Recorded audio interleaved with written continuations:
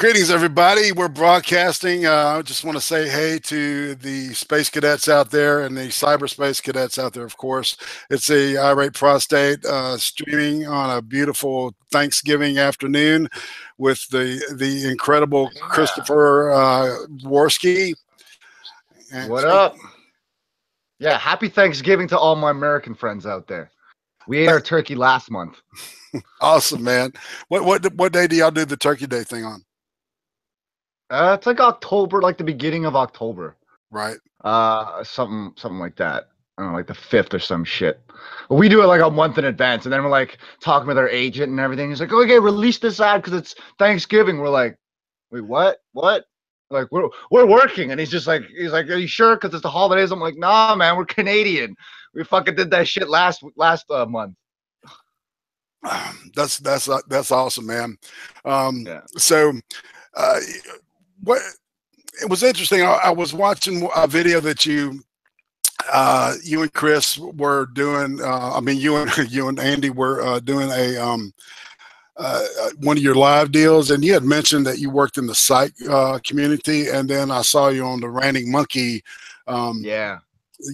That stream where you were, a guest on there, and I kind of asked you in the chat, it's like, hey man, I got an idea, I worked in the business too, it's like a really unique experience, and you said hit me up, and it was we kind of did this back and forth thing, and then and now we've got this thing happening.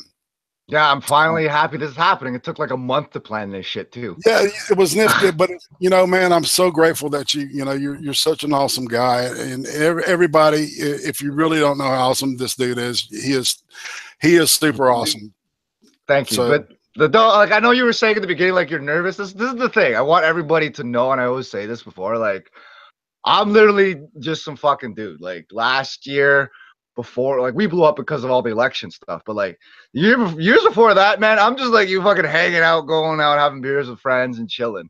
And then now all of a sudden it's like, oh shit, now people know me. And it's like, it's weird to take in because like you're famous, but like, no one's recognized me in Mississauga. People recognize Andy. No one's recognized me. Hey, shit, it's Chris Warski. Like I'm still walking around, fucking nobody knows who I am. I still feel the same, but I guess it's different for everybody else out there, but honestly, just a fucking dude. Well, man, and that's what's so, when you said you worked in that business, I went, holy shit, man, because, working in the psych field, unless you're a psychiatrist, it's not a bowl of cherries, and you do not make any fucking money doing it either, man. Yeah. 100%. So, how did you get into the business? Well, it's like I started doing sketches with Andy, I guess, like almost about like a decade ago. Fuck, it's been that long. 8-9 years or something like that. And we were just doing funny sketches because I don't know, we were just good. He'll pitch an idea and I'll throw an idea. I'm good at improv. I love acting. Watched Whose Lines Is It anyways. And it's always the adage of you go into something creative and people are like, oh, you better go into something good that has good pay. You know what I mean? Mm-hmm. So it was kind of at odds with like, all right, well, I'm filming this stuff with Andy, and we filmed Dark Fist. You guys should go check that out. If you haven't watched it, go do it. It's fucking amazing. So it was like I was running all that shit, and then on the side, your parents would be like, make sure you're doing something. You know what I mean? And I didn't have too strict parents, but at the same time, they just want the best for you, right? Like any parent would want the best for their kid, right? So they want to make sure that they're on track. So I did a bunch of traveling, and I wasn't sure what I was going to do. So I went to university for a communications and humanities degree, which is in social science. So that covered anything from like fucking technology, how we talk, how we like just meeting you. And like, you don't know me, but I know you, what's the context? You don't walk up to someone and start telling them your deepest, darkest secrets. You know what I mean? Right. So it covered all that. I didn't do psychology. I wasn't sure what was going to happen. And honestly, like if you talk to me like 8 years ago, I'm a completely different person. I was traveling, going backpacking and shit. I wasn't in school. I was like, what the fuck am I doing with my life?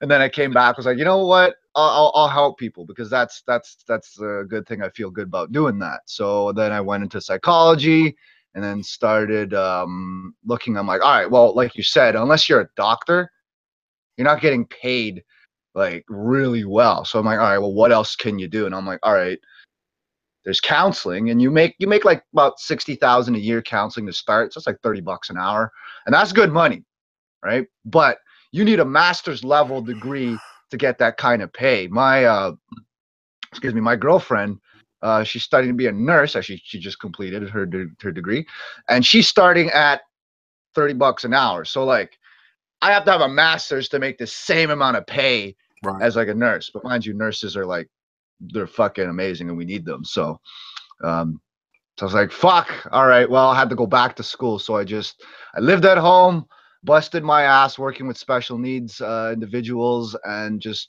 packed all that money away and put it into investments in school. And then fucking got into the psychology program.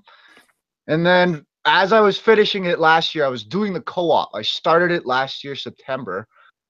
2 months in, I'm like, holy shit, this is fucking like, it is deranged. Like, it's hard, and it's just mentally exhausting. And then we blew up, and they were like, all right, well, it's kind of a no-brainer to be like, I've been helping Andy for like the past 8 years.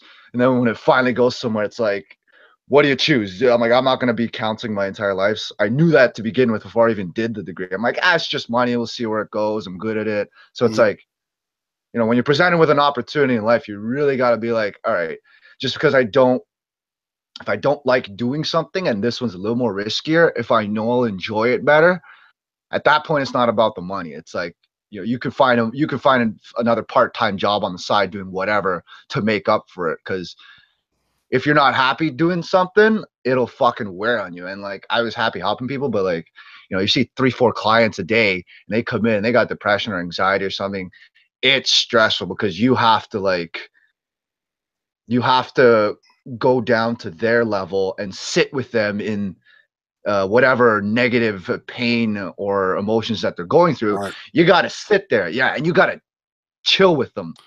You have to that's it. That's all you're doing all day. And like, that ain't no fucking birthday party or getting drunk. Like, it's on the other side of the spectrum. So you're spending all day doing that.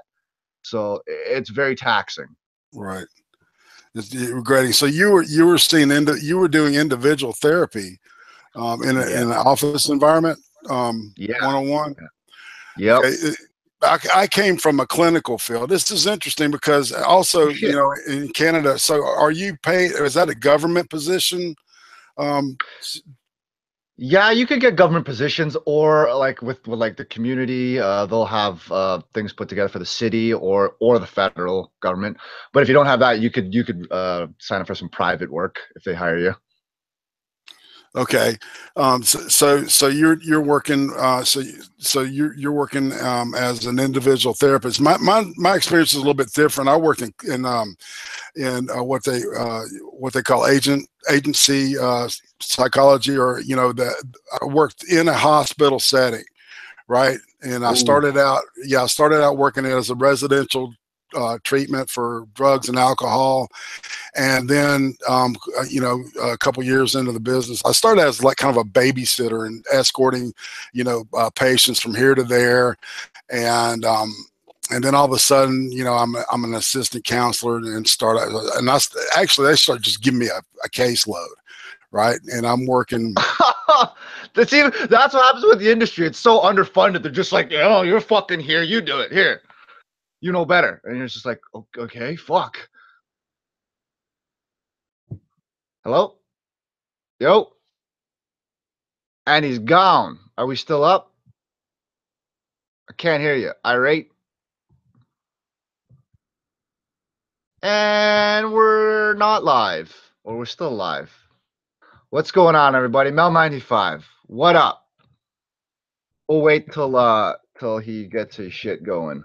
I think he did break it. Yeah. Still live. What up, Boober? We'll see if we can he'll reconnect. I'll tell him to reconnect. Leave the chat and come back in. No, nobody's friggin' streaming today. It's really funny. I saw Malcolm from the north going, "What the fuck? No one's here." No, I'm not. I'm not going to get naked on the stream. That would be on a different website there, Malachite. But good try. Uh, that's all right, Mel. Don't worry. People would make fake accounts, and I don't usually hop on. But this is, if you pop in, you see my logo. It says "This is humorous" with a bone, because it's humorous. Ah. Oh, wait. What's going on? The call's fucked up. Oh no, he left. There we go. So I'm on. Oh, Irate Bear just finished streaming. My bad. Well, there apparently, I don't know who else is fucking streaming at this time. It's always so early to do it. So Chris, stripper advice. First off, get fit. You got to eat right and work out hard. Otherwise, you ain't gonna make any money as a stripper. Well, I guess it's probably wrong. I'm sure people like all kinds of strippers, but you know, whatever. What's the other website? I don't have that website. If YouTube goes south and I need money, maybe. Whitetail Squall, dude, don't let Andy's sense of humor rub off on you. I don't know what that means, because it probably already has, and since day one, we've had the same fucking type of humor, which is just ridiculous nonsense humor. And yeah, and then here we are today.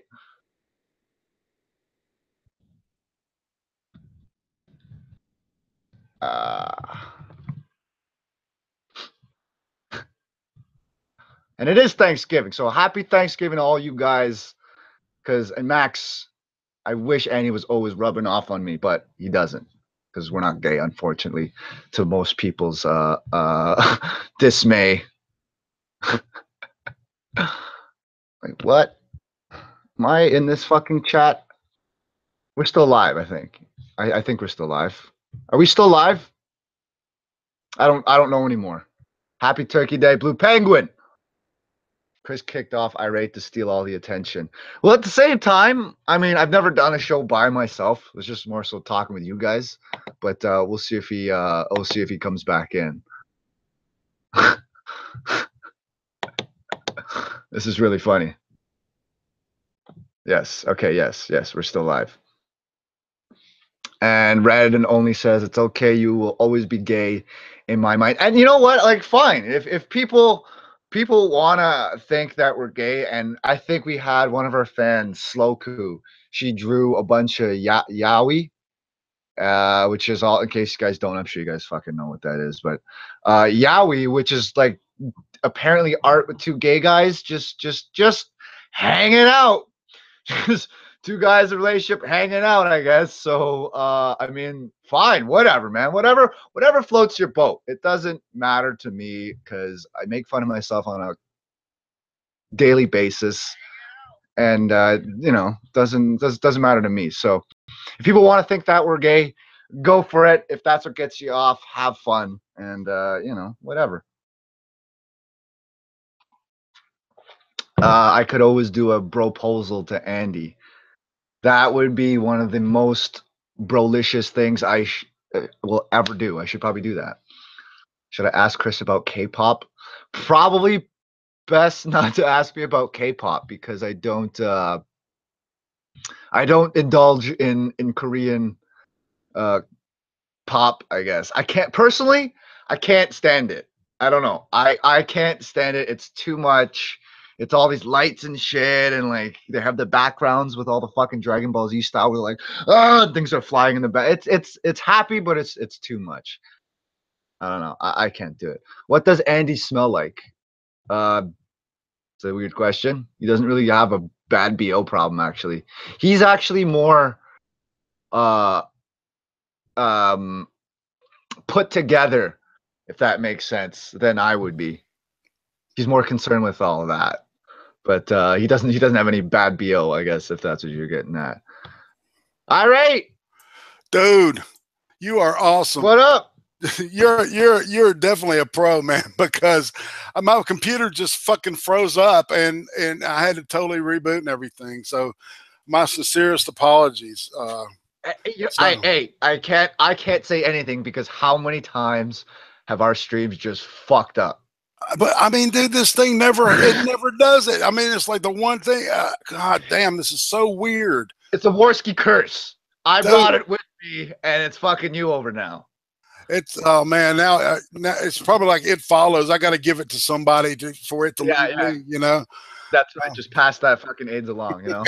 Exactly. Okay. All right. So all right.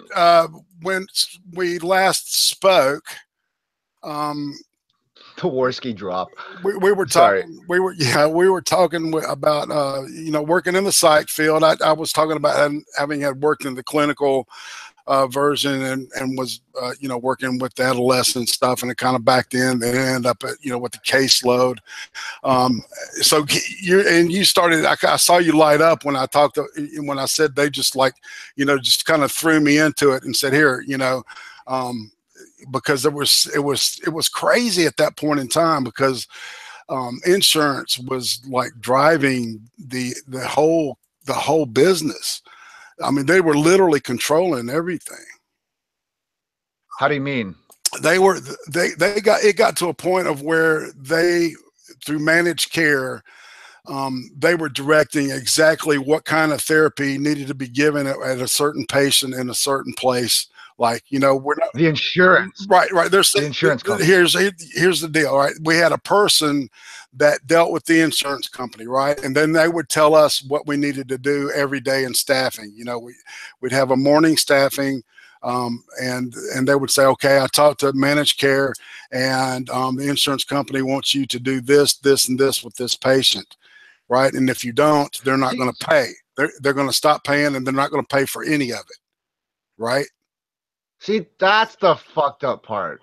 Yeah, that's no shit. Complete fucked. Because you have insurance people, business people. And don't get me wrong, like, we need business. Like, it's part of it. Like, it's an industry. Like, those clients, their business. If they didn't exist, people wouldn't have jobs. So it is a business. I get it. But the problem is we have insurance people telling medical professionals how to run the therapy. Which makes no fucking sense. Right. Well, and then it got to a point of where they got wise to exactly what you just said, and they started hiring nurses, and usually it was nurses with psych degrees and certifications, right?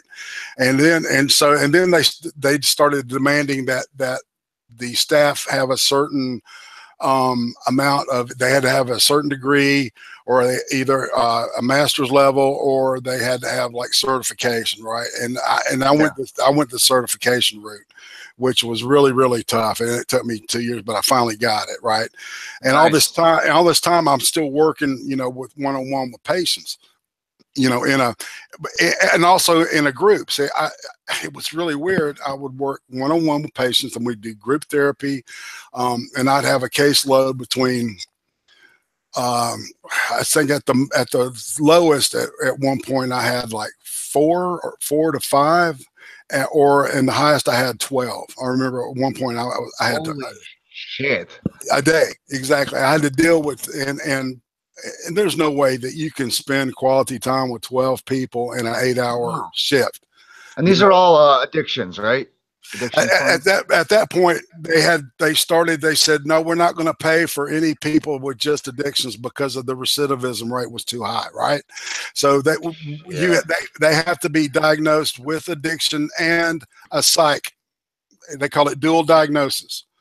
So they had to have dual diagnosis, or else they wouldn't pay for that shit, right? So suddenly all of a sudden all these addicts also had like dysthymia, or, you know, depression. The shrinks, you know, were playing part of the game too. It was. I mean, you know, like anyone who has, like, if you have an addiction, chances of you having something else like anxiety or depression, which is the most general things you could have with that, are really high. So I mean, like, but it wasn't hard to adjust the business to that, to that specific request. But that became that. See, when I first got into the business, it was 42 days, and it was all paid for. And man, we were doing really good stuff.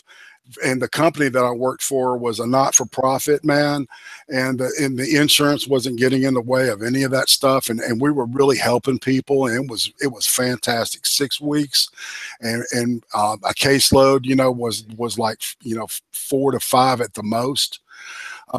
You know, and then we got bought up by a private company, and it all became about profits and shit. And then overnight, you know, I'm working with, you know, 12 people, and a lot of shit, you know, falls through the cracks, and people get blamed, and, you know, and it's like there's this corporate game, and then you realize that the people that you're working for are sicker than the people that you're working with. Right. Yeah. And then it's not really a healthy environment for you to be in. And then it's just eventually it's like day after day, you're just gonna fucking crack. Like, no, I see, and I had to stay. The only way I could do it was I stayed in therapy and went to professional support groups, right? And because that's the only way you can make it through that shit without like going nuts and burning out. You know, burnout. It's burnout is the worst thing in the world. Like, right. that's the number one cause of all these the professional healthcare is why they just can't work and they just get fed up with it. I think last year in Canada, the Conservative Party over in Alberta, they just passed a law saying it's like, all right, anyone with paramedics or the police officers, they will now get free counseling for PTSD. And I'm just like, where the fuck was that before? Why did it take this long for you guys to figure this shit out? Like, like burnout is real. I can't just come in and just keep working and helping somebody and like not get care myself. Like, it's fucked. Exactly. Like half, a lot of people don't realize this, and I'll say this as kind of behind the scenes stuff to let you guys know. Like, a lot of people might be asking, Chris, where are you on the channel? Where are you on this? In the past month or two, because of all the YouTube shit and dropping and reformatting and talking to agents and everything, a lot of what I've done in counseling, I have done with Andy. Like, I've managed his work and helped him with his personal life as well, because if he doesn't have time to come up with ideas and focus on videos, or something else is going wrong in your life, like if your wife or something's sick or in the hospital, are you going to be the best worker when you go into work? No, you're going to be distracted. You're not going to think properly. You're going to be concerned. Like, that's not where you should be. Right. So that takes a toll, and then you get tired, and then the things just start compounding, and then your life starts to fucking turn to shit. So I've been doing a lot of work with Andy behind the scenes, is like managing on the psychology. It's like, it's honestly part counseling. When shit happens on YouTube, like, oh, what did this person think? I don't know. I don't think that'll be okay. It might just brush off and die, or this how you should do it. And like, all of that stuff is the reason why we can continue posting the way we're posting now with the videos, and we're super happy with it. But it's like years ago when he was with a girlfriend and shit was going south with his girlfriend, and they were breaking up, they were sharing an apartment. I went over, and he didn't have a bed to sleep on, so I had to be like, I got a single mattress for you, bud. He looked like a fucking mess. Like, he was paying so much rent and shit. He's sleeping on a fucking mattress. I go over, he's just in his fucking boxers, and I'm like, dude, like, what? And the whole place is a mess. His girlfriend's out at work, and he's got like the little camera. He's like, I got the video for today. And I'm like, okay, cool, man. But like, we gotta clean you up here, man. Like, you're on the bottom of the barrel here. Like, you're literally sleeping off a mattress, like fucking like the legit KD poor artist thing. Right. That was him. So I had to be like, yo, man, like, you know, how's your money looking? Like, where's that going? You have to fucking consolidate everything, clean yourself up, fucking take a shower, like, keep making the videos, do this, do that. And then, you know, baby steps at a time. Now we're fucking here, right?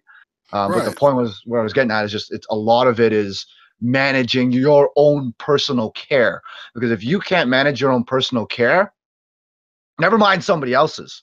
Like, you can't fucking help anybody else if you got shit going on in your mind, or, you know, something physical or something at home. You're not going to be able to do that. And that's the number one rule, is like a worker. And I find, just get back to your Example, when the insurance companies comes down and they're telling you, do this, do that, and then you're getting taxed on it, like mentally and physically. Do you think the service you're going to be able to provide for those clients is going to be good? Fuck no. No. You're thinking about, right. You're thinking about, okay, did I click this box, check this box, check this box, because to make the insurance happy, right? That's right. Because when the profit people took over, that's all that fucking mattered. They didn't care. They didn't care if it was, we called it treat them and street them. That was the whole thing. And you can hear me getting a little pissed off about it because, man, I think of, because I've done good work, man. I estimate in the years that I worked in that field, I worked with over 10,000 people. Okay. Holy shit. Yeah. And every once in a while I bump into somebody, when I'm like out at Walmart or some shit, and they're like, hey man, blah, blah, blah. Thank you so much. You really helped me, man. And that really, picks up my day. Because, when I was going, when you're going through all this fucking ping pong shit, especially working with adolescents, because right, they're pissed off at their parents and they see you're a surrogate parent, you're the parent, right? So you get all the shit that they want to throw at their parents, and then on the other side you got people that don't want to fucking pay you, So you're having to do this dance, and if that hadn't been for the the people that I was working with, in those support groups, and that in my therapist, man, I don't think I'd be alive today. I think I would have had a heart attack, by then, Yeah, I completely understand. Or even fucking, it could even send workers into their own fucking suicidal thoughts, man, and like depression and dark hole, because it gets too much. Yeah, when you're dealing with that shit all day, it's like, when I was doing the masters, they told me, like, number one, self-care. Like, my assignment for one of the classes was, what are you doing for self-care? Bring that in next week. What did you do? Record it. What time did you do it? When? Like, SMART goal type thing, right? Like, and I was grilled on what I did for self-care, and I'm like, what the fuck is that so important? I didn't get it when I first started, and then I started to realize I just did a little bit of work, and I'm like, okay, now I'm going for a walk with my girlfriend, I'm taking my dog, and I'm fucking going, turn off the cell phone. Like, it's the most important thing, right? Exactly. And that's why when I tell people, it's like the first thing when you meet a therapist, if you decide to go to a therapist, ask them this question. And you have the right to ask them this question. Ask them if they are themselves seeing a therapist. And if they say no, leave. Yeah, that was one of the most important things too. You have to, yeah. Right. Because, when I was working with people that were obviously not seeing, therapists and stuff, you could see they kept getting sicker and sicker. And the stuff that happened, the drama and the politics at the place got worse and worse, man. And it was just like, I know, man, it was like, and there's no way that you can be 100,000% an effective person in the job with the patients, when you've got all this other shit happening, man. It was fucked up. And that was the problem. Like, people, especially, I don't care if it's, let's say, the insurance. I worked for one company too. They had union grievances every fucking day. So you had workers who were part of the union coming in, spending half their day, which they should be getting paid to do work. You know what I mean? And then you had the admin staff spending half their day in fucking grievance sessions over nothing. Over incidents where anyone, and we had security cameras, like, you could all fucking look at the footage, right? You could watch the incident there and go, no, the worker needs help. Because I worked at a place with aggressive individuals with autism and dual diagnosis or developmental delays. So while I was doing restraints and shit on the floor, so like workers would get hurt constantly. So safety was number one. And then when you'd file a grievance, like, they'd say, oh God, take this client outside. And I've had incidents where I'm like, take him outside. I'm like, he's fucking 6 feet, 200 pounds, and I only have 2 staff. We need at least 4 if he goes off. So I'll take him outside. Give me 2 other staff. And they go, no. And I'm like, well, I'm not fucking taking him outside. Right. Then I guess we're gonna put in his documents. He stayed in all day and we played a game. That's all he did. He didn't get out. And he goes, oh, but it looks bad for the government. Oh, I don't care. Like my safety is important and my workers' safety is important. Because people have gotten lifetime injuries. Like someone got bit in their hand and like their tendon in their thumb now, it's gone. They can't use their thumb. Yeah. I'm like, I'm not fucking risking that for myself. And a lot of workers I worked with were older women. That now there's more men in the industry, but it was just older women with fucking kids. And I'm like, you expect them to like throw a 6 foot 200-pound person on the ground when they have their own kids at home? Right. Like, what the hell's wrong with you? And then when they didn't do what they were told, the company punished them, and then they had to go to the union, and then fucking lawyer and grievances, arbitration, going to court and shit. I'm like, we're wasting all kinds of money and time. The staff is not learning, and the client's still running amok. And then they're just having their freaking squabble that lasts months. And then even when they sort it out, there's like this hatred that'll continue even throughout while the employee's still working there, right? So it's like, it just made no fucking sense. Because to me, it's like, invest in your staff. Like, when you make good investments, you invest in your people. If your staff are happy, imagine you were at your current job and whatever it is, or to anyone, I should say. Imagine you came in and like, you had benefits, any type of problem happened, your boss like, no, I got you. Something bad happened, they helped you out. Take a day off. Why? Because then on Monday when you come back, you're expected to be refreshed because you had the time off, whereas motherfucker over here was working his ass off, right? So it's just like when you invest time and energy into people, you see a return, and you'll see that on the clients. And if the clients is the number one goal to see them get a benefit, I need fresh staff constantly. Fresh staff weren't coming in with fucking psychological problems, weren't pissed at the general manager or the friggin' their superior or their supervisor. Like, that's what you need. People coming ready to work, ready to help with people and deal with the problems that the clients give you, not with the fucking admin. Exactly. It's just it's amazing. You know, as you were talking, there's so many incidences that just you just went through my head. It's like thinking, that, man, when you think about how crazy it is, and working with, and it was interesting because this place that I worked when it was primarily the adolescent thing.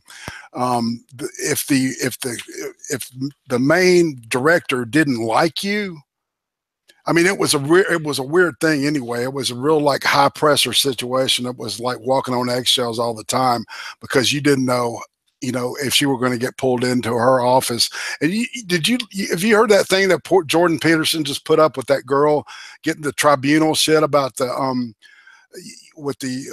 she showed I think a excerpt of Jordan Peterson doing something, and then she got the 3rd degree. It was like that. They would pull you in and give you the 3rd degree about what happened on this day, on that day, and it was like, and if you didn't say the right thing, then it was like it was a tally against you. See, but I find it's not. And you know what happened? They apologized to her and let her off the hook. Yeah, exactly. Like, you fucking morons. Like, oh, see, it's not about saying the right thing, what they want to hear. It's about saying what you want to say.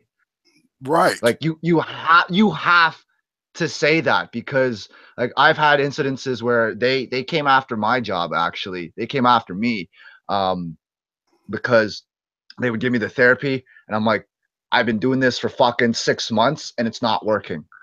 Right. So I would just I work with the client every day. I would just do what I thought would be the best. Right. And this is all on camera, so they can fucking see it. I just did that instead, and I wound up getting results, and I actually wound up changing their behaviors. And I told all my other staff. And then as a unit, as a staff unit, we were so cohesive at that point. I've never seen it like that together before. It was just us. Fuck the management. It was just us caring about the clients. We all just did what worked for the client, and it got better and better. But then when the admin staff realized that was me doing it, oh buddy, I had this big fucking target on my head. If I fucking like moved a muscle, they were like, oh no, I want to see you upstairs. I'm like, all right, let's go. What's up? So I'll go upstairs and I'll talk, and then and they wouldn't be able to pin anything on me. And I was just like, so then why are you giving me this degree? What is the purpose of this? Because if the outcome is there, you have absolutely nothing. And I remember when I first got a full-time job, manager sat me down and goes, because she knew I was a kind of a person who would do the best thing. I wouldn't follow the rule if it wasn't good or if it wasn't safe. And she goes, you know, Chris, I'm just a warning. You know, I've seen a lot. I don't take crap from people. So you know, if you're coming on, you know, you gotta follow orders and do everything. And I'm just like, where is this coming from? I'm like, you're hiring me? Why are you? What is this warning about? What are you talking about? And she was basically threatening me. And then throughout that whole process after I got hired, man, big target on my back. But the thing was, because I had everything on camera, like I got what is it called? I got fucking this grievance arbitration. Right. I had to go to arbitration to go to court over an incident where because we're hands on, right? Like we're hands on. Right. So if a client reports something and says a name, then it's abuse. Like you have to go through the proper method, and I'm all for that. Like you have to look at the whole case. You know, police were involved. I had to go to the police department. They're all watching the camera. I'm like, I will happily take you through exactly what I was thinking, what happened when I did what I did, and I'll watch the footage with you. I'll take you through it. At no point did I abuse the client. I'm more than willing to cooperate. And so when they're like questioning me and everything, and I'm just so cooperative with it. And then do the police interview, do interview with all the admin staff and everything, and then we get to like the arbitration thing, and I walk in and they're having the meeting, and the entire time my union rep is questioning, like, well, why did you do this? Why did you do that first? Why did you already just suspend him for a few days? There's no proof or anything. There's no discussion. Why are you just trying to get rid of him? They just didn't answer the question. They just legit didn't answer the question. And I'm just sitting there. I'm just like, I kept my mouth shut the entire time. I'm like, this is fucking amazing. I'm like, they couldn't answer the question. They just deflected. And I'm like, all right, I'm winning this. And then so they didn't answer the question. And at the end of the session, I was just like, when they left, like, okay, well, thank you. We didn't get any answers, but thank you very much. They got up and left. I slowly was just like, I got up, I like stretched, I like looked at them, and I fucking like strutted out of the room, like you got fucking nothing on me. And then like 2 days later, they're like, oh yeah, Chris, no, no, you're still employed with us. There's not an issue, and yeah, welcome back to your original position. I was just like, and then for the rest of the time I worked there, and the rules, I would do what I want, and no one fucking said a word to me. That's fascinating. See, and I was gonna bring up this deal that when I was working at that place that I was telling you about, you know, the one where if the head didn't like you, you know, and the person didn't like me, okay, it was obvious. And there was a person, that she liked, that worked in, they had us segregated into separate, you know, they call them families, right? Where, you know, everybody's got, you know, a counselor and an assistant, and then it was a group of patients, you know, 10 to 12 to 15 to 20 patients, depending. And the guy and the one next to me, right, had his hands around a patient's neck, like, oh my God, check this shit out, all right, and then. Check this shit out, and nothing happens to the dude, right? He gets all written up and stuff, but the boss likes him, right? So he's back in his job, okay? And then that next week, I get clocked over the head with the chair. I mean, I was knocked out, dude. I woke up looking at carpet. I opened my eyes and I'm looking at carpet, right? Holy fuck. And then they, you know, they say, oh shit. So they took me to the hospital to get x-ray to make sure I didn't have a concussion or any shit. And they said, well, you don't have to come back today, but we'll need you here tomorrow. And I said, oh yeah. And I said, fuck you. What? Yeah, exactly. Fuck yourself. And then that same guy, the one with the hands around the neck. So when I'm out that same weekend, he gets, the kids started thinking they could like get combative with the staff and get away with it, right? So they attacked him in a way, but he got out of it, and he was given like this award and shit. And it was just, you know, and they let him off for a week and shit. It was so That's I mean, horseshit. it was so, I mean, ridiculously, you know, Wade was, it was just funny, man. You know, when I'm looking at it in retrospect, but it was fucking sick. But you know, anyway, That's fucked up. oh yeah, yeah. When they found out what all the bullshit that was going on, they got rid of that person, and there was some kind of inquisition and shit. Then I ended up working in another place. I just, after a while, you know, you realize that, Yes. you know, when something's fucked up, You get the fuck out. right. See, and you know, you guys have to deal with a lot of snow and shit, but I live in like in a place where there's not much snow, so you know, any of these clinical places where you work, you have to have a bag packed and in your trunk just in case it snows, so you can come in and have a, you know, a couple of fresh, you know, change, you know, clothes to change into and stuff. Yeah. Holy fuck. Right. And I remember, you know, a boss threatened me with my job to drive into work, and it was literally a 30-minute drive in the snow. And you know, and we're not equipped with, you know, snow chains or anything when we live here, because when it snows more than an inch, you know, well, really when it snows an inch, everything shuts down here. Where are you? But this was like, If you don't mind this, me asking. I live in between Georgia and Mississippi. It's a place called Alabama. Oh, okay. Um, Oh, right on. you know, Yeah, that's not good. Okay, you're not getting much snow down never there. heard of that place, you know. Yeah. Yeah. But anyway, so I got called in, and the dude said, if you don't come in, it was the middle of an ice storm. He said, if you don't come in, your job is gone, right? Yeah. And so he told me he would be there. So by the time I end up, and I slid, and I mean, it was terrifying driving there. And finally I get there, and the dude is gone. You know, and it was like I didn't even need to show up. That's the whole point of the story is that all that did was all bullshit. But you know, I stayed there and helped out. I helped people, so you know, that was a good part of it. So, and that's the reason why most of the people, the workers, are in there for. Like they don't find a job, they're not sure where they want to go, and they want to do it. They want to help people, and then it's just I find it's the management. And Skittles McStabby Pants said a comment here, and we'll probably get to that in a second. But she says people in the psych industry often have serious issues of their own. The drama, interpersonal shit gets fucking real, and I can attest that. I mean, like, I've gone through depression, anxiety, even while I was working there and going to school. I was experiencing my own and going through that. And a lot of the people I worked with too, they also had numerous issues of their own, except I found the workers were able to keep it to themselves. Not all of them. Like, don't get me wrong. There are ones that come in and just start drama. They're shit disturbers. But I found all the management, like, I took a look at them, like, they're, I guess, like a baby boomer generation and even older than that. So when someone new comes in and wants to change something, they don't like that power difference, and they get fucking bullheaded, or, you know, they had no idea what they were doing with their lives, and then they went into this field. Now they're the manager. Now they think they're the shit because they never had any respect in high school, or they never felt confident in themselves, and now they finally have it. So they're just gonna push everybody else around. I'm like, I don't care. I don't care who the fuck you are. I don't care if you're a first-time entry-level worker, your experience. I don't care if you're a CEO. If you're a fucking piece of shit, I'm going to treat you the same way. And I don't give a shit about your title. But if you can't keep your own shit together, then that's what causes a lot of the problems, I find.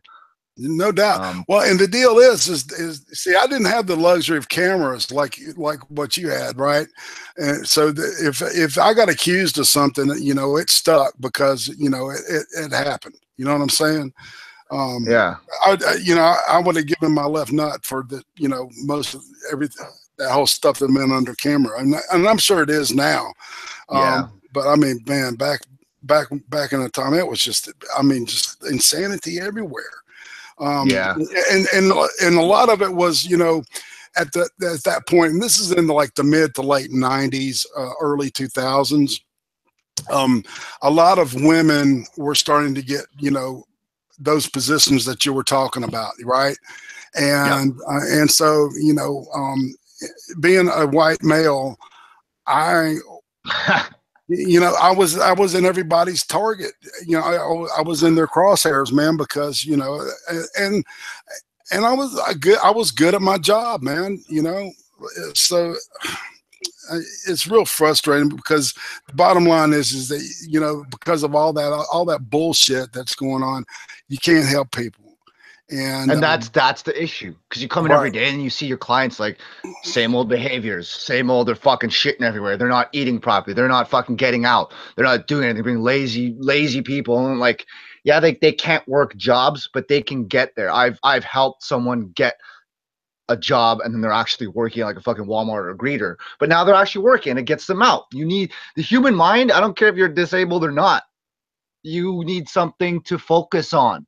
Like, that is true throughout anyone. It doesn't matter who you are, skin color, the cognitive level. No, you need something to focus on. And it's really sad how you come into work and you can't help them because fucking admins, you know, causing you all kinds of problems and stress. But I feel on the camera, and I want to get back to my example of because you said the guy had hands around your neck. I had a fucking go ahead. Sorry, go ahead. Go ahead. I had an incident where like I just started working doing the restraints, so I was like pretty new, and so I'm working on this client who literally hits at least fucking like 100 times a day. He'll just come for your head. You tell him to do something, he's coming after your head. Like, and he still does today. I've actually heard another worker recently, and he's still doing it, but a lot less, which is great. So he's made progress. But anyway, so I'm coming in, and I'm relief staff. So like I'm not full time. And I'm working with the guy, and it's a 2-on-1. And they said, oh yeah, the full-time staff called in sick, so you're lead on him, and here's your other relief staff. And there was like, and he was a new guy. And I'm like, good luck. Wait, I'm the lead? I was like, okay.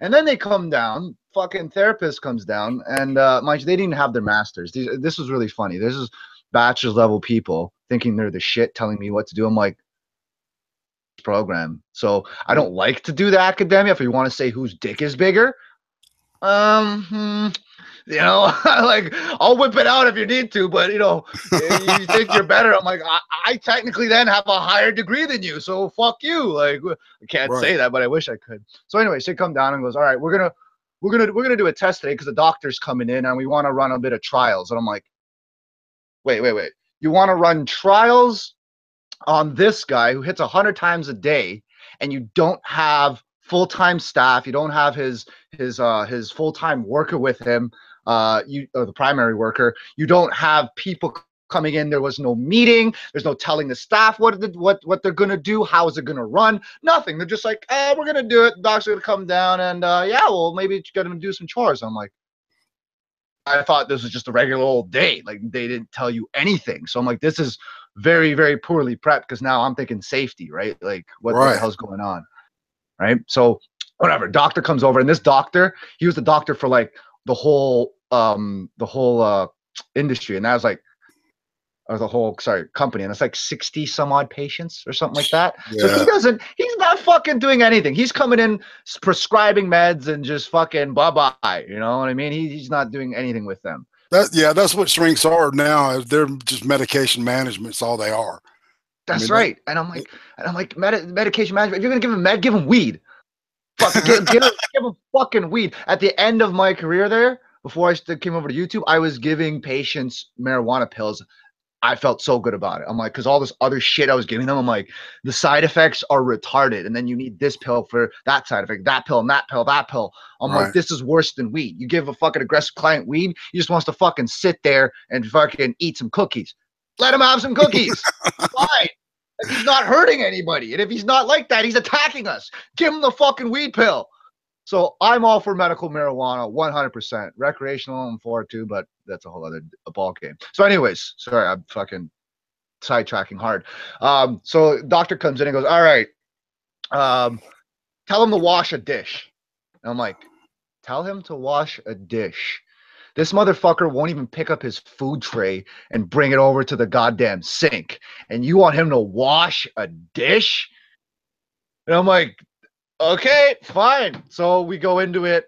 restraint. So we have to do a standing restraint where it's one person on one side of the hip, Right. the other person on the other side, and you're sandwiching the person, right? Right. So I'm holding, if I'm the client, my arms are tied like this because someone's holding me, and I'm pressed up against the sink and telling him to wash the dish, and someone's like doing hand over hand with him to be like, wash the dish or whatever. And I'm like, and he's just struggling, trying to fucking hit you. What was his diagnosis? Autism and developmental delay. Holy shit. And that's insane. Trying to get somebody with that. So I guess he was like almost a non-functioning. Yeah. Okay. Yeah. He was on the lower end of the actually medium to lower end of the autism spectrum. Holy so geez. Nonverbal. But he's fucking great kid. Like if you work with him, he's so nice to you. As long as you tell him what you're doing, and he knows he's gonna get something. You explain things, man. He was like sitting around next to me. He's not hitting me. Like he's fine. It's just how you treat him, right? Like that's what it came down to. So, anyways, we're telling him to wash the dish, and they're yelling at him like, "Wash the dish!" And I'm like, "No hitting." I'm like, motherfucker, I've been telling this guy not to hit for the past 8 months. You're going to come in on one day for like a few hours and scream at him. I'm like, this is being recorded, right? I'm like, why is it the doctor's yelling in his face, telling him not to hit? I'm like, this is not ethically correct. But I was just beginning, so I didn't want to speak up because I'm like, I don't know this industry. But I'm like, what the fuck is happening? Like, this is not right. You don't treat anyone like this. You know what I mean? And so I'm holding him, going, this is fucked up on the one side of the client, and then he comes around from the back, grabs the patient by the neck, and turns his head and just is screaming down his throat to tell him not to hit. And I'm like, holy shit! You put your hands on a client's throat. This is someone who's autistic and delayed. Clearly, you're supposed to be professional, and you're putting your hands on his throat. I was kind of like, this is not right at all. Like, you don't have to be a genius to figure it out. And the fucking camera's right there. I'm like, okay. Like that actually happened. And this is a doctor. This is a doctor doing this shit. And so I let it go, whatever. We get past it. I wound up taking a hit to the head. I was wearing one of those bump caps. It's not like a helmet, but it's like a plastic cap where it'll give you some protection. So I got like a minor concussion, because I got rocked on the head, and I was like, all right, I'm out. Fine. Fuck it. I'm out. Yeah. And so I had to go to the manager, and I felt lightheaded. I was like, holy shit. I come back, and my coworker's like, Chris, you missed it. After you left, the client let him have it. I was like, really? Like, yeah, he broke free of all the restraints and just fucking like wailed on the doctor. And the doctor's like, he took like 5 or 6 hits to the head, and he's still trying to like, okay, we're gonna keep going, guys. We'll keep going. Like, you could tell he was woozy and dizzy. And I'm like, holy shit, I missed that. Like, the client, I remember when I was holding him and he was yelling, the client, you could see it in someone's eyes. Like, he wanted to fuck him up, like, bad. And he did. And I was just like, good, that's what you get. And needless to say, the doctor didn't come back to work with him for a little while, and he wound up taking a few days off. And I'm like, no shit. Yeah, I was like, what did you think was gonna happen? Like, what? Like, since the beginning, I could have said, what do you want to do? And with any of that prep, I could be like, no, that's not gonna work. You like, this is a fucking high school. Like, yeah, you can look at this and go, this is not gonna work. Why are we gonna do this? And I was just utterly insane. I'll never forget it. Cause I'm like, you put your hands on a throat and yell at someone. Mm-hmm. Like, what the fuck? Why are you in practice? Why do you still have a job?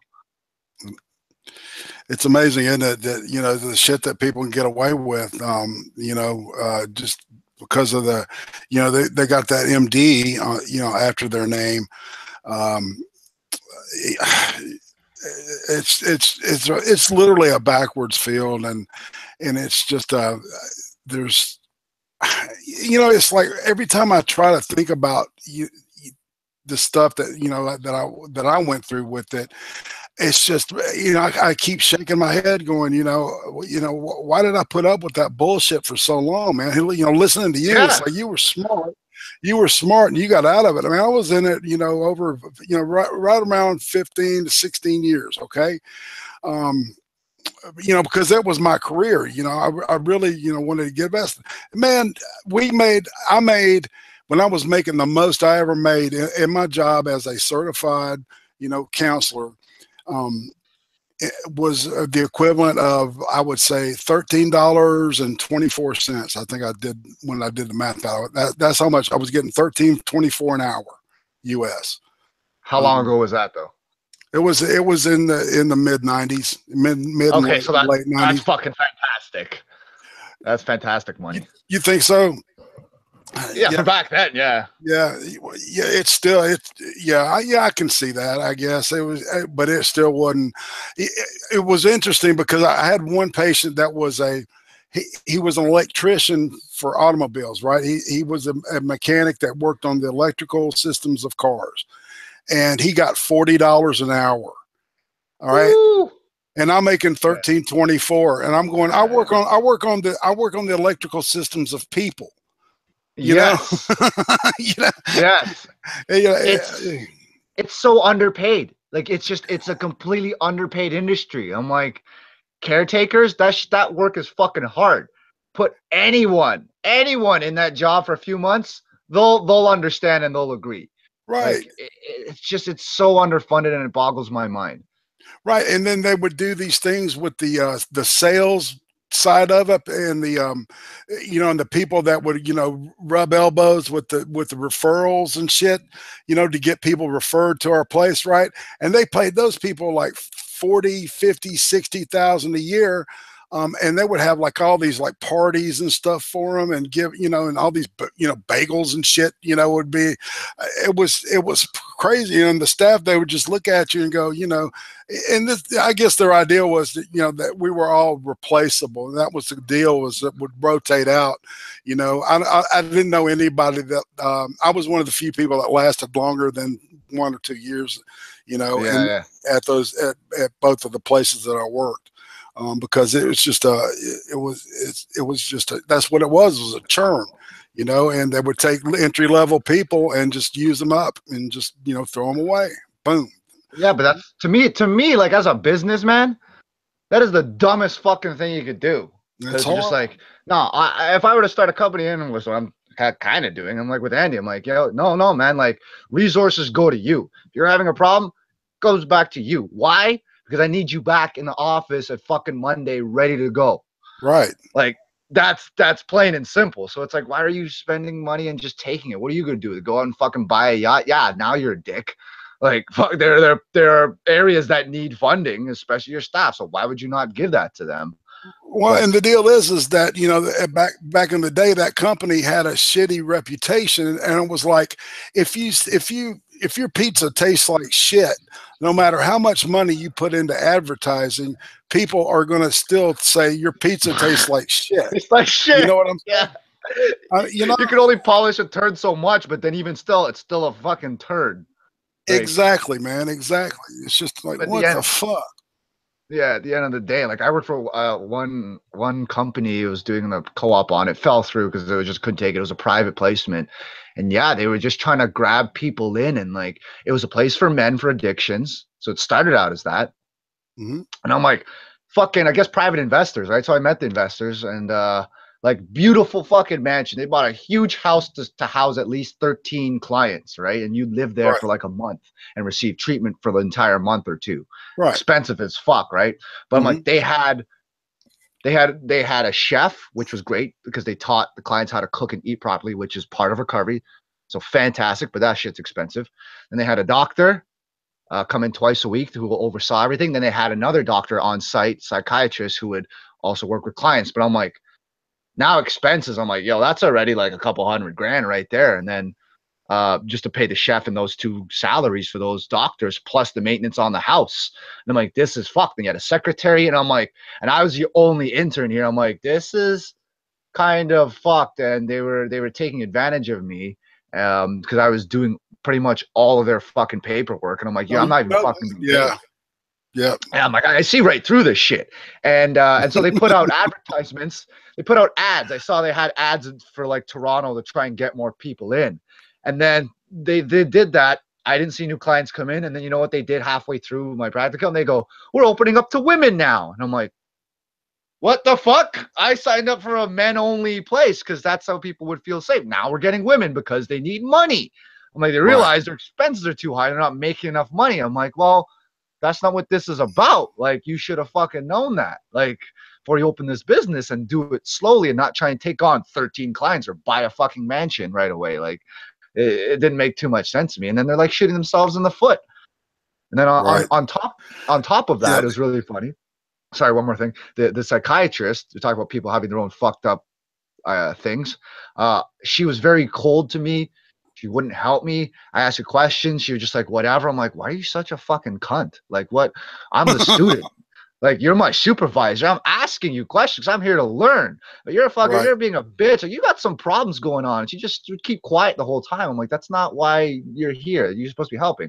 Then I noticed one day she had the Coke pinky, the thumb, the nail. And I was just like, holy shit. Oh, and I was just like, well, that explains it, because that could kind of tie together a little bit of behaviors that would come out with using Coke. And like, you're not very open. You're very, you know, you're nervous because you're in withdrawal and you're trying to catch up with your sleep. And I'm like, that explains it. So I don't know if she did actually do it, but I'm like, it kind of lined up with some of the behaviors that will result as symptoms for fucking doing Coke constantly. And she had that nail. I'm like, there's no other reason why you have that. Like, I'm like, this fucking bitch doing Coke on the weekend. All right, whatever.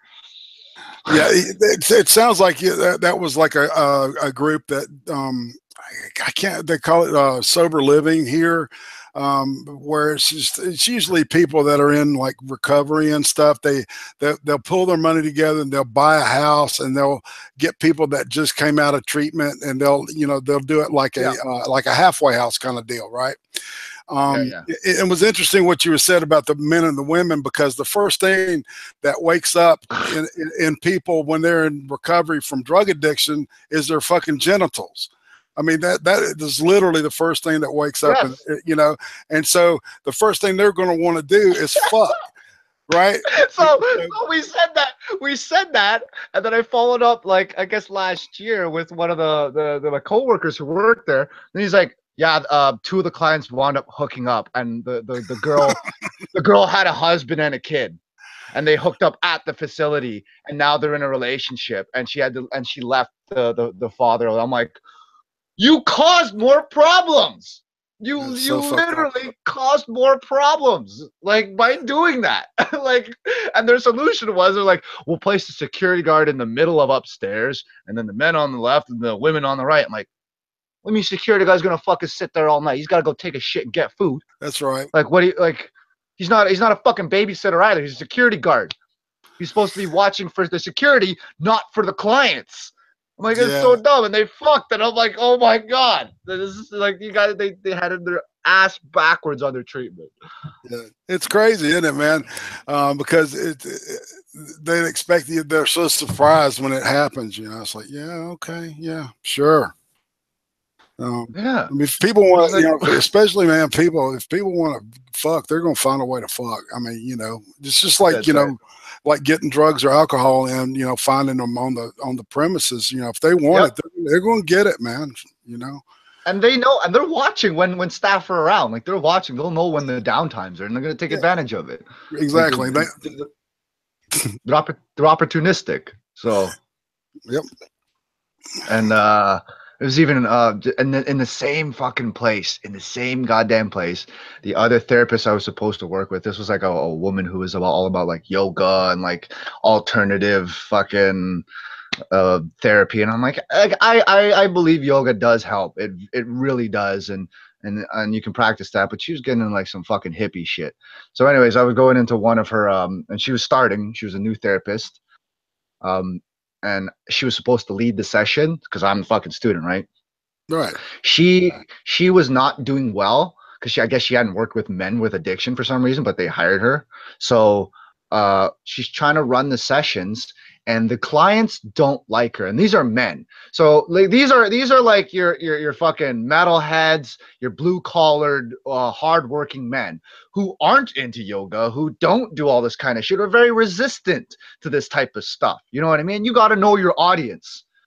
So she comes in, she's trying to push all this stuff on them, and they're challenging her because they just don't want to do it, which is like, that was expected. You know what I mean? Like, you don't walk up to a bunch of metalheads who are in therapy the first time and say, okay guys, we're gonna do yoga today, so everybody like, what do you think's gonna happen, you fuck?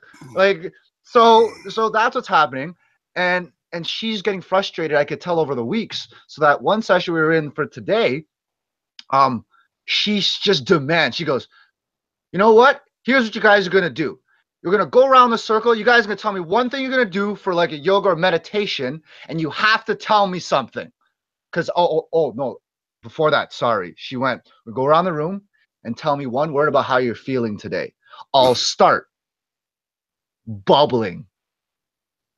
I am just fuming. I'm angry. And I was just like, are you like, you're in a room with a bunch of mentally unstable men, and you are supposed to be the example, and you are stating you are enraged.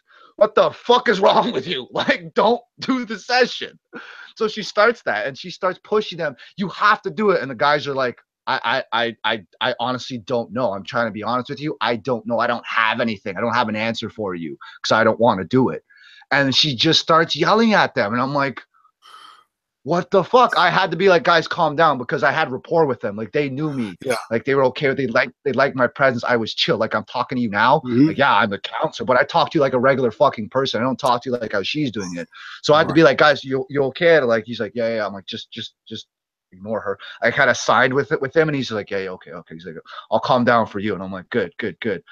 And then afterwards, I'm like, what the fuck was that? Like, are you insane? Like, what is going on in your life, woman, that you got to come here? You're supposed to be helping them, and you're just causing them more problems. Because, you know, if you set off a person with a mental health issue, that could ruin their fucking day, like their entire day. They are not going to have a good day. They might not even have a good next day or a good week because they mull over this shit for the longest time. And like, you're actually causing harm to them, which is against all the codes of counseling and conduct. Like, how are you fucking here? No. Sorry, that was my rant. That was another example of just people having I guess issues, their own self-esteem, because I don't know. Shit, man. You know, exactly. And you know, every time you open your mouth and you tell a story, man, you bring back memories, man, because it's like, it's this business is, the business itself is as sick as the person that's in charge, right? Because I've always heard that if there's a problem at the bottom, you always got to look at the top, you know? Yeah. And I've worked in there was one place that I worked, man, where everybody had their shit together. The boss had your back, and that was right at the beginning, like what I told you, you know, when it was 42 days, and we were really doing really good, solid work. It was boom, boom, boom. That we had, you know, lectures, man. We had a book full of lectures to do, and we were doing it, and it was clockwork, and it was good treatment, man. It was very good treatment. And now, you know, all it is, you know, it's 5 days, because that's all the insurance will pay for, you know. I mean, if they go residential, they have to fucking pawn their house, man, to get really good treatment now. Yeah. The money thing, man, is just fucked up. Well, that's what it is too. If they go residential too, and they're out on their own, like they're not the best with their money because they have a problem, so they tend to fucking spend in the wrong places, and that only fucking furthers more of their shit. I had a question for you, because just on what I was talking about the tone of how I speak to people. Like, how do you talk with people? Like, do you talk with them like you're talking with me? Yeah, you talk with your clients. Yeah, when I was in, I'm not in the field anymore. I haven't been in the field in quite, since like 2000. I think 2003 was through. Actually, I worked in a group home until 2004 or 2005. So it was right at 16 years. Yeah. But how But did you find like your tone? Did that not change the reaction that or rapport that you got from your clients? oh God, yes. Oh man, you can't expect. No, they're very, especially if it's adolescents. They mirror. They'll. It's really weird how emotions and empathy go. It's like they'll. Yeah. It's almost like they can pick it up off of you, man. Even if you're like fucking pissed about something, and you're acting like you're happy and shit, they can see right through that bullshit, Yep. right? So you have to be honest with them and say, look, man, I'm not in a good place right now, but I don't want that to fuck up your day. Let's focus on what's going on with you. And, it's my job to take care of me, man. That kind of stuff. Because, Yeah, but go ahead. when you say something like that, though, to me as a client, I'm like, this guy's leveling with me. You know what I Right, mean? Like, right. Yeah. like it's like he's supposed to help me, but I can tell, something's wrong with him. But he's telling me legit, like I'm not gonna let that influence. I'm gonna here to help you. Let's work on it. I'd be like, you know what? That if I were a customer, I'd be like, that makes it way better to work with you. I want to work with you now. Like I'm gonna be more open to what you have to say.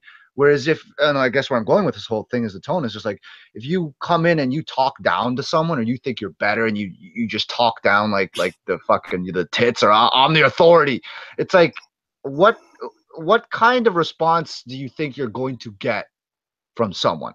Like to me, it's very simple. If I came out on the street and just calling you a piece of shit and not in a joking way, but like seriously, you'd be able to tell and you'd be like, fuck this guy.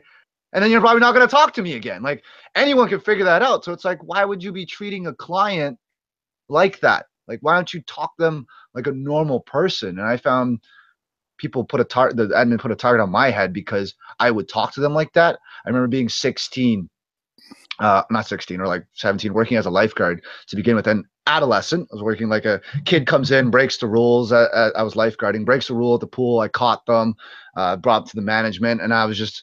And in front of the manager, it was me, the kid, and the manager. I'm like, dude, listen, like, you're obviously not supposed to be in the membership plus. You could have your membership revoked and everything. And I gave my own explanation. And then the general manager afterwards, she goes to me, turns to me, Chris, don't say dude, okay? Like the way you're talking to the kid, I'm like, motherfucker. I'm like 18, 20 myself, and this kid's even younger. Do you think he's going to be more receptive of you going, you're not supposed to be in there. That was bad. That's wrong. You're going to get taken away. Like, what do you think? He wants to stay here. His family has membership. We're trying to keep the membership. Like, talk to him like a normal person. And if I say dude, he's a young kid. If an adult or teacher walked up to him and said, hey, dude, they'd be like, whoa, what? Like, you get taken aback as a kid because you're like, this guy's on the level. I could potentially relate to him because he's not being this authority kind of figure. And like that rapport to me is like probably the most important thing because when shit hits the fan, they're gonna trust you. Right. Like they're gonna immediately go, I can trust this guy. I'm gonna call him up immediately. Help! I need help, and right. you'll be able to help them. So it's like, to me, I'm like, that's kind of why I like being chill, because it's just like, it doesn't matter about any of your fucking background. It's like, no, how do you talk to someone? How is your tone affecting someone, and what do you think the response is going to be, and what kind of relationship are you trying to have for the long run? Not just the day, not just like, okay, the day, but like in the long run, because you're seeing these clients every single day, right? Right, exactly. And that's my whole approach was always been is there's no sense in bullshitting them. It's like, because I generally did not feel like I was better than anybody, and I think that's, when it comes into it, that's communication is the essence of what you have to be able to communicate to and if you can communicate properly and honestly with somebody, they're going to feel that, man. That's right. It's all about being honest. Really, when you get down to it, it's about being honest about who you are. That's right. People, That's right. It's kind of like this YouTube thing, man. Because you know, if you're not really who you are, you know, it's like I do that Alex Jones character, and that's all fun and for shits and giggles and shit. Yeah, But you know, I'm also me, man, and I like to put me in my stuff. You know, when I'm streaming on Friday nights, you know, that's all me, man. You know, I like to get crazy. But the whole point is that, you know, the whole point of communication is that I can't communicate anything to you if you're like going on in my head going, he is just so full of shit. You know, because that's right. Because when you're looking at somebody saying that he is so full of shit, you're not listening at all. You don't hear anything. That's right. You know? And like technically it's communication, but you're a piece of shit communication. Like that's what you're telling the person. Like that's not healthy. Like that's not gonna work unless you're friends and you know you're joking. But yeah, no, like right, exactly. That's completely integral. Fucking Tim Tarbox said mirroring and modeling, and I 100% agree with that. Like, patience will do it every time. That's right. If you come in with a good energy, and here's what I've noticed, because this is about energy now. Like throughout my psychology stuff, it's such a gray area. It's a soft science, so you can't pinpoint it. It differs from person to person. But what I have noticed, and this is why I like playing poker, is you can read somebody. You're learning how to. Yeah. Oh, I'll fucking take your money.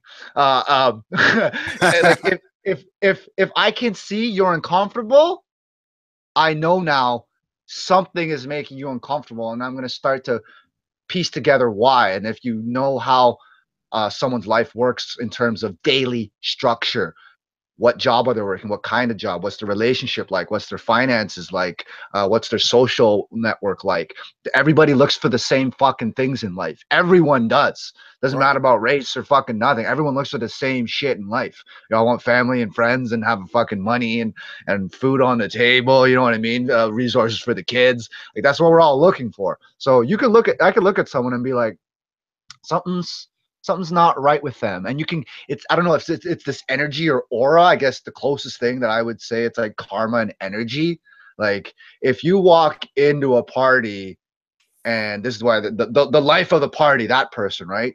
And you wonder why. It's just like, well, look at them. The guy or girl is just like well dressed. They're making jokes. They're not threatening anyone. They're not fucking trying to hit on chicks or whatever. And this is the thing I tell guys too. It's like, you want to get a girl, it's just like, just be yourself. Just actually legit go out and have a good time for you, not for the girl or not for anything else. Just go and you have a good time, because people will feel that off of you. If I go into the party room and I just start making jokes, everyone for some reason starts to come over, because they're like, whoa, why is everyone laughing over there? What's going on? Right? You grab attention. I want to know what's so fun, because everyone's looking for that, right? So they're naturally going to go that way. So if you're the dude just like walking into a club or something, you're walking to a bar, you're just like quiet, and that's fine. You can be introverted too. But I'm saying if the objective for you is to go out and have a good time, and you're just like quiet, reserved, you're not talking, I'm like, well, that's the energy you're putting off to someone. Like that's to I guess a bad example is a dog whisperer. But he's like, his energy, the dogs pick it up. Right. They feel that immediately. So do humans. Sure. That is 100% true. So if you're coming in with a negative energy, that shit radiates, man. Like it's an aura that comes off, and other people will eat it up. Even if it's negative, they'll eat it up, it'll feel it off of you, and then that make them stressed, and then that'll stress out the objective, especially if you're working with a team. That'll fuck up the objective, and then people blame each other, and no one's having a fucking good time.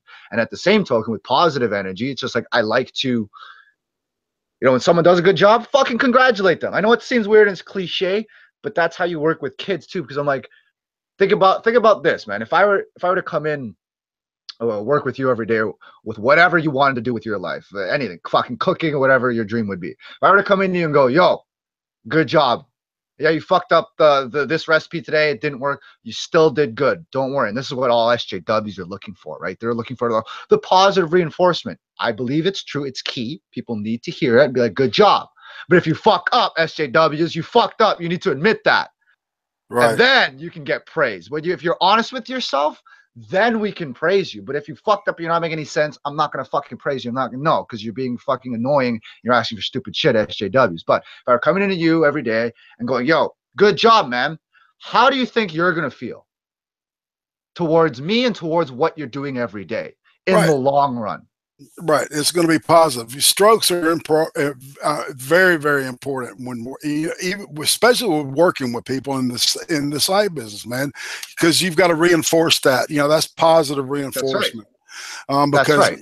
Nobody wants nothing but negative reinforcement, and people don't understand that. If you come in with negativity and stuff, look, fee-fees are part of the human makeup, whether we can admit it or not. We all have feelings, and sometimes Okay. we take stuff personally. I was like, what's fee-fee? I'm like, oh, okay, feelings. Yeah. My fee-fees. My fee-fees. Yeah. It's like, yeah, okay, if I hurt your feelings, I'm sorry. Okay, we good? Now let's go. Like, let's move. Exactly. Because those good feelings, the strokes, give that good feeling, reinforces that positive behavior, that good behavior. And that's kind of like the idea, behind good therapy is behavior, and is also the cognitive aspect of it, and that's really what you're going to get if you go to a good therapist, and you'll get healthy shit from a good therapist. See, I think, especially if the therapist is doing that, that's what you should be doing. I think B.F. Skinner is a psychologist. Behaviorist. It's, to me, like, all the new cognitive behavioral models are good. I like that, but at the core of it, I find that behavior model of like the fucking the rat of the Simpsons, I guess, the hamster touches the fucking cupcake and gets shocked and goes, ah. Like, it's literally all it is. Something is stimulating you and you go either yay or you go nay. Like fucking porn addictions. Yeah, like you're not gonna watch porn and not go, oh, this fucking sucks. Well, unless you're watching a porn you don't like, right? But it's very simple. You go, that was fucking amazing. I want more of that shit. That's drugs, that's alcohol, that's fucking rock and roll sex. Like, you want more of it. And same way, if something negative happens, I don't fucking want any more of that. If you go into a place and they undercook your steak every goddamn time, receive services, you gonna go back? Nope. No. So it's fucking simple. It's really fucking simple to me. And if you're just like, if someone's coming into you and just berating you every day, going, if I came in, I'll use our example. I came to work every day with you and goes, you know what, man, Irate, you're fucking up, man. Like, you're doing a good job, but I legit come up to you every day and go, no, you're a piece of shit and you suck. You won't get anywhere. Like, you're crap. Like, you could ignore it for the first little bit and you could deal with it. But if I did that for a year, no, every day, yeah, that's right. See? Already, you already go, no. At a certain point, everyone has a limit. I'm gonna fucking snap. Like, fuck you, dude. Like stop telling me this shit. I am doing a good job, and then that doesn't build self-confidence or anything positive. And we all have weaknesses. It's just like it's so no one's perfect. But my point is, like, same way, stimulation and then reaction. It's up to you whether you want it to be a positive one or a negative one. And right, I was going to say that whole behavioral thing is like, they call it, fake it till you make it in support groups. Yeah. See, I took a lot of kids and a lot of adults to like AA meetings and shit. And there's like actually good shit you can pick up from there, man. And fake it till you make it is one of those things, doing the behavior, whether it's part of your structure, your daily structure or not, if you keep doing it, it'll become part of your daily thing, right? Yeah. And then that behavior, of course, once that gets, reinforced, because the behavior itself is a healthy behavior, the reinforcement is the healthy consequence of that behavior. Then, it's a self, stroking kind of thing. And once you've got to incorporate it into your your routine or whatever, and the payoff is in that behavior itself. That's right. And even if it's not, no, it makes sense. Like, I was just going to give an example. It's like, even if it's not true, you could, like, myself, I feel like whatever music I write, and I haven't done any music stuff because I my own fucking self-esteem issues. I think it's shit, right? Every time I write something, I'm like, oh, nah, it's crap. It's not good, right?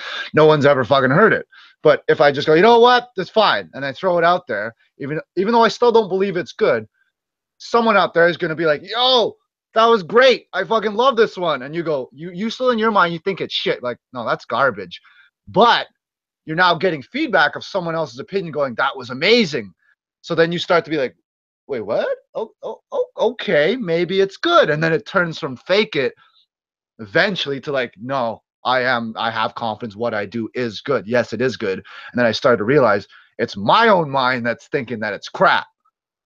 So then you don't do anything because you think it's shit. You haven't even fucking shown it to anybody, but you've written yourself off already.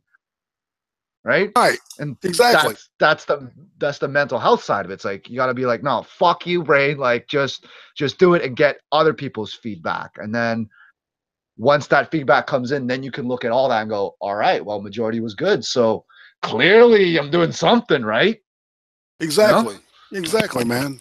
You know, music and creativity, that's a really weird thing because, you know, sometimes I think that being a perfectionist has a lot to do with not being happy with even good work. You know, you can see, you know, because everybody else does it's great, and you like go, well, no, man, you know, it's like, I know you think it's good, but it's really shit.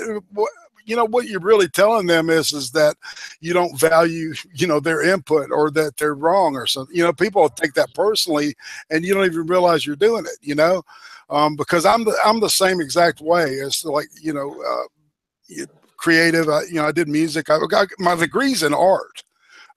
Oh, right on. If you can believe it, you know, so, and there was never anything that I could do that, you know, even to this day, you know, it's never good enough. There's always something I can do better next time, you know? That's right. And you know, and this stuff, you know, doing the YouTube stuff, you know, that creative side of it is just, you know, that's the same thing. You were, we were talking that McSkittles, you said something about, I noticed there's some stuff going on in the chat. Yeah. What did he say? No, I think he was just asking what instrument I play. That was Brad. Okay. Yeah, I don't know.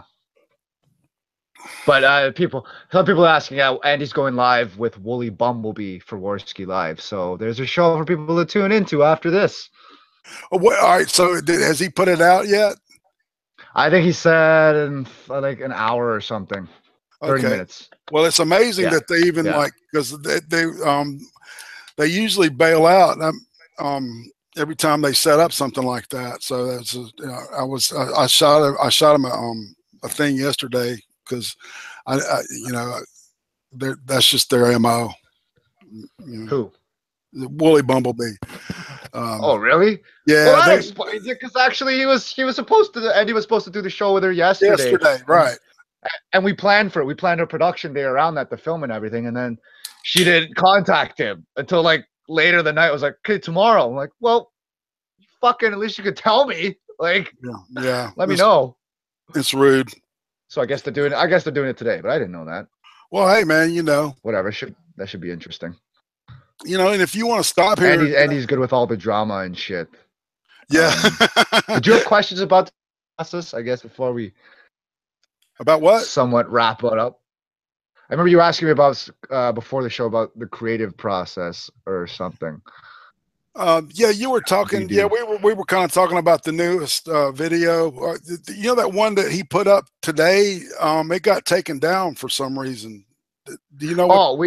Yeah, I was posting that. I took it down because there's this weird fucking YouTube thing. If you do scheduled upload, for some reason it doesn't get out to all the sub boxes, and it doesn't get out to everyone. Like we've seen our spikes are way below average when we schedule post it. As if we just upload it and go public immediately, then we see our proper views for the first 2 hours when we post it. That makes sense. We took it down because I uploaded it yesterday, and then it just, I don't know, man. It's fucking weird. Scheduled uploads don't do them. Like I don't know. It's just weird. And then we repost it again, and then it's just normal views. Like that's happened before. That's why some people have asked, what happened to those videos? that's usually what's happening, because it's not getting as much views, or the YouTube algorithm, the fucking mysterious algorithm that does whatever the hell it wants. Like, if you find loopholes like that, just you have to just deal with it. So we're gonna repost it later tonight after Andy's show. So I guess like Gotcha. 8 o'clock Eastern or something. Yeah, so that'd be something for everybody to look out for. But yeah, before we got going here, I talked about the latest video with the MAGA hat going to the park, and talk about how the creative process, how how these ideas get generated. And sometimes my best ideas just like it pop in my head. It'll key off as something, something will spark it. Yeah. Like Poppy was one of those things that sparked in my head and shit. And I did this thing about Poppy. But if you want to talk about the process that went into that last video, because it is funny as shit, man. It is fucking hilarious. It is probably the funniest thing that we've done in a little while. And it was like, so we saw Andy saw Blair's video of getting attacked, right? And I'm like, well, what if we just did a parody where like our two black friends would just fucking come down and shoot us. Well, as soon as we put it on, as soon as he takes it off, they don't shoot. I was like, that's pretty good. It's ridiculous, and it's Canada, so it's like, what do you like? Fuck off. This is not America. We're not. It's a parody of America, but it's not. And the political climate. Was that you on the special effects with the CG? Well, Andy and I kind of do it. He's done the muzzle flashes before, so he did that. But it's pretty simple. You just find them, and they come with a green screen. So then you just get rid of the green, and you slide the graphic in, and you put it in for the one frame. And it happens so quick that you don't see it. So it's actually just for like a frame. It's just like that image, and it disappears. Yeah, that was excellent. So, little movie magic. That looked fantastic, man. Go ahead, keep talking. So he came up with that idea, and like the way it works best is Andy's the idea generator. He'll have the topic, and then he tells me, and then I usually wind up improvising with him and come up with another joke or something, and then it goes back and forth. And not all of our jokes go. Don't get me wrong. It doesn't. Not all of them go, yeah, that's great. Most of them are shit. And we go, all right, no, that's not going to work. Come up with some more jokes. But I came up with the idea. I'm like, what if we just threw watermelons and shiny objects and the stereotypical black guy stuff and Popeyes? And he's like, that's hilarious. I'm like, yeah, we should just buy Popeyes. and I guess we didn't realize it because our friends, when we were going to film it, we also bought Popeyes for everybody for our lunch, right? Right. And then Mike Headley, the black guy, you can follow him on Twitter. The link is in the video description below. He goes, he turns to his cousin. They said they were driving in their car going, man, we're filming and we're getting paid in Popeyes. That is the most racist but amazing thing ever. I'm like, I'm glad you guys are happy because we needed it for a prop. That's so we would have bought a pizza or something, but we're already fucking here. So might as well buy a Popeyes, and it's delicious as shit. So, no doubt, dude. They were down. It was fantastic. And right. So I'm like, if you guys are happy, fine. I'm not gonna buy you Popeyes every single time, but and then the worst part was, and this is, I did not make the child payment joke. That was Mike Headley. I was pitching him the idea of what's going to happen for the shoot today. I'm like, we're going to do this joke, the watermelon, and he's a shit disturber on Twitter. If anybody knows him, if you go check him out, he's been banned from Twitter so many times. He's got backup accounts for backup accounts upon backup accounts. So this is a guy, he doesn't care about race. He's just like us. So he's like, yeah, what if you throw child support payments at them? And I'm like, I don't know about that. Andy and I are like, well, okay. But he's like, but it's funny, so we should do it. Shut up, Andy. He's back to work. I'm telling him all the fucking secrets about how we film. So like when Mike said that, I'm like, I don't know about that. And he's like, no. Just look up papers and print some off. And Andy's like, okay, fine, let's do it. And I'm like, oh, this is gonna be terrible. And every time I watch that part of the sketch where Andy just turns to the camera he doesn't call it watermelon and like, no, he just child support payments and then throws it at them. The papers go everywhere and like they're not gonna pick it up. I'm like, that is the worst fucking thing you can do. Like, in my opinion, every time he does it, I go, ooh, I cringe a little bit because I'm like, that's like a fucking, that's a punch to the face right there. But it's a good hit, dude. So yeah. Yeah, exactly. Because that's kind of what bought me. Who was they? All right, who were the guys that are in the video? Because it wasn't clear to me. I see. I watched a lot of your stuff. I watch a lot of stuff on my TV through Roku and the YouTube app that they got for that. All right. So yeah. So the written shit at the bottom doesn't. I don't get that part. So you tell me about those guys. Those guys, actually, Mike Hadley was a friend of Andy's since high school, I believe, and he actually works the same industry as well, same mental health industry. So he's a fucking honest to God, good, wonderful guy, and he just loves to joke, just like us. So he was a friend with Andy for a long time ago, and they just started talking because of all the political bullshit, and realized like, oh, you do shit on Twitter and post crap. Well, I do shit on YouTube and post stuff. So like, we should do a fucking skit together. And then he got his cousin in just as a second helper for the sketch. So yeah, he reminded me of Malcolm from the North. For a second, I thought that might have been Malcolm in the video. So. That's, we should get Malcolm in again. He's not far. He doesn't live far from us, so he's a great guy. He's a great guy. He was by earlier though. So and Andy's now he comes in to hang out at the end of our deep discussion. So we got let's see if I got any more questions. How did you and Andy meet, if you don't mind me asking? I know you've told that story 1,000 times. I don't honestly remember. We were just a bunch of kids, like I guess like end of high school-ish, where we would just meet up at this one spot and just chill. And I don't remember actually meeting him.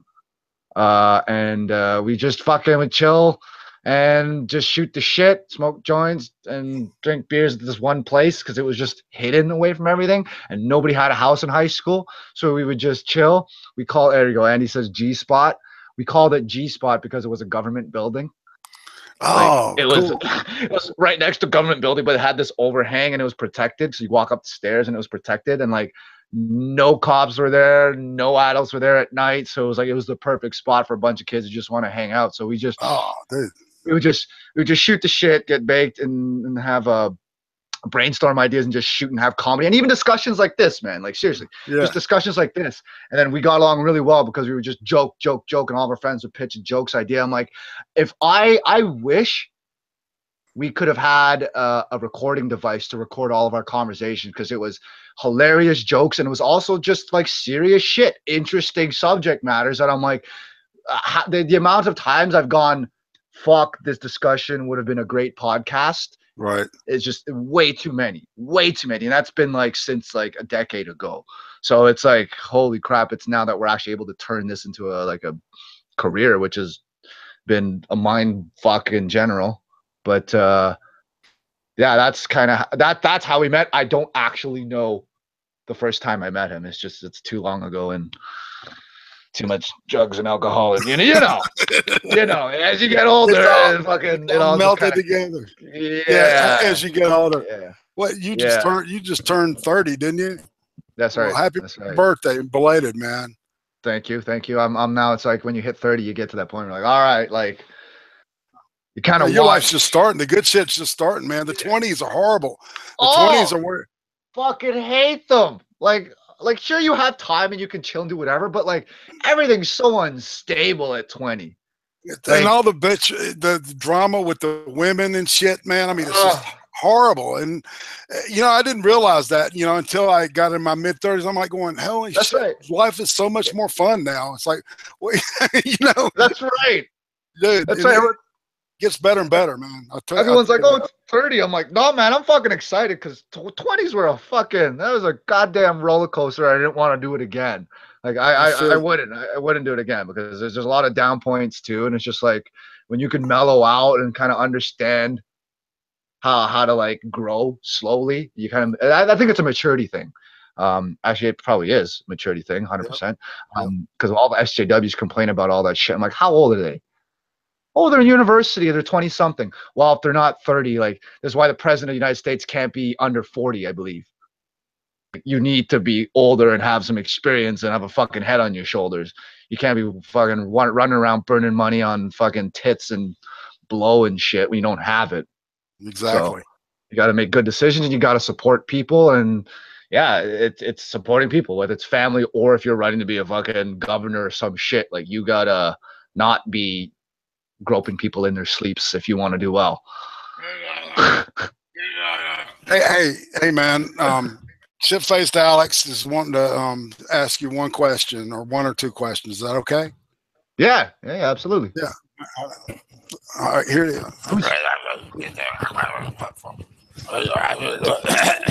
Hello? What's up? What's up, Alex? Man, I'm just woke up and my fucking head is killing me. Okay, Chris. I already told me you were going to be on, and son of a bitch, you're on this TV. Oh shit. Here's the deal. I know everything that there is to know about you and your partner, and I know the truth. I'm going to get it right here. I'm going to get it right now. Okay. All right. How long? Okay. What do you got? I know for sure that that Andy is definitely a reptilian, and from the seventh dimension. And I have rumors in front of me right here. And I've got rumors right here that you have been in the Illuminati since the beginning, and that you and Andy are planning to take over the the eighth dimension. He's telling me. Well. I mean, like some of that's a little true and some of it's not. Like, where did you get your sources from, Alex? Well, I'm not going to give my sources away, especially to you and your partner. I know your plan. I know your plans to take over the internet. And it's you've got a good start there. You got a good head start, but I'm not. No way. I'm not going to tell you that. That the white YouTuber had nothing to do with giving me any of this information. The fucking white YouTuber. What? I don't know who you're talking about. Fuck that guy. I'm gonna go get him.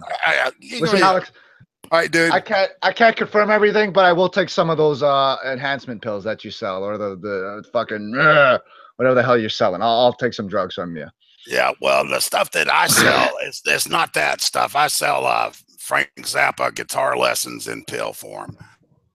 If you want to learn how. I'd fucking happily take that. Are you kidding me? I'll sell you. I got 2 bottles. I'll just send them to you gratis, just for doing this for Irate. How about that?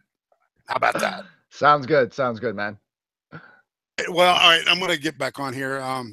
I just thanks for playing house with me there for a minute there, dude. That was fun. I didn't think you could get Alex Jones on your fucking podcast, but you did. Holy shit! Well, yeah, that's crazy. Mention he's not the rich Alex Jones. He's the poor one that lives on my couch and drinks fucking vodka all the time. Oh, dude. Alternate dimension, one of the 11 dimensions of Alex Jones. Right. Well, yeah. There's every decision that's made. There's a decision that's not made, and that makes a new Earth. Of course, that's quantum multiverse theory, and so.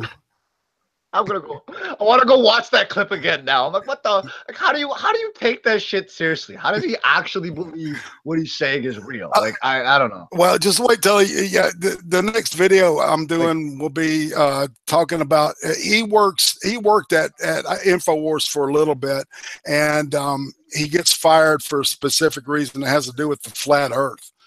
Yeah. proof of the flat Earth. I'll put it that way. But he was drunk and something happened. So. Oh God, let's not even go flat Earth. Oh Jesus. Yeah, I know, man. It's just fucked up, isn't it? Yeah, that's too much. But, anyways, I guess, guys, we'll wrap it up. But if you guys are interested, Andy's gonna go talk to Wooly Bumblebee about some SJW Chris? stuff, I guess. And yeah. Yeah, he's gonna go against the Super SJW, the Wooly Bumblebee. Yeah, I don't know how that's gonna go, but yeah, have y'all not ever seen her stuff, man? Nah, a little bit, but I haven't. I watched all of it. So. I feel you, man. It's hard to sit through. Yeah, it's just, you know, it's kind of like if you watch one of their videos, like if you watch a Steve Shives video, you've seen all their videos. You know, it's yeah. The echo chamber is so tight and locked down. You know, and it's, do you want to plug that Kilroy thing? Oh yes, yeah. I think Kilroy event. We're speaking on a panel with, I think, Sargon. Shit, I can't remember the panel. Sargon, myself, Andy, and a few other people, and it's happening in April. I think it's Kilroy. I can't remember the link. Fuck, I don't have the link. But just search Kilroy. It's happening in Phoenix in April, and stoked to go. It's going to be fucking great, and we get to have our own fucking panel and talks. So. Yeah, come on out. There's a fundraiser too. I think they trying to raise about 80,000, and they're about like 57, 60,000 so far, and that's like a week of fundraising. Yeah, yeah. April 21st to 22nd. Thanks, Andy, Derek, Sargon, Blair, and a few others. There's a video with a link on our channel. Yes. And they've done a fucking Based Mama and Dave Cullen are the ones who have kind of headed that, and fuck me, they've done a ridiculously amazing job in organizing all of that. So that's going to be awesome. There's security there. I think Crowder's coming too. Like, what the fuck? Yeah, that's going to be intense, man. You know, Uzi Q and I won't be able to make it, but I'll definitely be there in spirit. But I did want to, take a moment and plug that for everybody, because I'm behind the idea, definitely 100,000%. I think that, we need to talk, and not that's just throw poop at each other. Although that's fun, The last note I wanted to say, just because we talked about all this stuff, and it's like all about the whites and whatnot. When Trump was getting elected and everything, and I was just like, I saw the divide already because I went through all the school progression, the liberal progressive stuff. So I still have those opinions too, but it's within reason, like within logical, sensible reason. And I'm just like, I saw what's happening in America. I'm like, how the hell are you going to do all that progressive stuff and help everyone? Like, everyone has to move forward. You can't forget about the working class. And if they just so happen to be white males, you can't forget them either. Mm-hmm. If we're going to talk about inclusion, they are part of the fucking country. They need to be involved in it as well. And because they forgot about it and they scream Nazis and shit, that's where we are today. So I'm just like, it makes no sense, because like, you can't have a cohesive collective group of people if you're just going to push one group out and have another one come in. Like, no, like, you have to have everyone together. That's what it's supposed to be. Exactly. That's call me a Nazi now. I'm a Nazi now because I'm sided with the white people. I call myself a recovering liberal myself. I went through a strong, left-leaning point in my life. I was even like a radical communist for a little while.